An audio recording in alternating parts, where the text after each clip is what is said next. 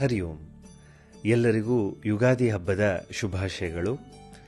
ವಿಶ್ವಾವಸು ನಾಮ ಸಂವತ್ಸರಕ್ಕೆ ಎಲ್ಲರೂ ಕೂಡ ಕಾಲಿಡ್ತಾ ಇದ್ದೀವಿ. ಹಬ್ಬಗಳು ಮನುಷ್ಯನ ಜೀವನಕ್ಕೆ ಹೊಸತನವನ್ನು ತಗೊಂಡು ಬರುತ್ತೆ.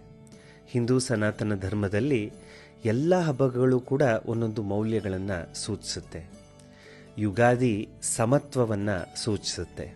ಶ್ರೀಕೃಷ್ಣ ಭಗವದ್ಗೀತೆಯಲ್ಲಿ ಸಮತ್ವಂ ಯೋಗ ಉಚ್ಯತೆ ಅನ್ನುವಂತಹ ಮಾತನ್ನು ಹೇಳ್ತಾನೆ. ಜೀವನದಲ್ಲಿ ಸುಖ ದುಃಖ ಲಾಭ ನಷ್ಟ ಎಲ್ಲವೂ ಕೂಡ ಬಂದೇ ಬರುತ್ತೆ. ಯಾರೂ ಕೂಡ ಅದನ್ನು ತಡೆ ಹಿಡಿಯೋದಕ್ಕೆ ಆಗೋದಿಲ್ಲ.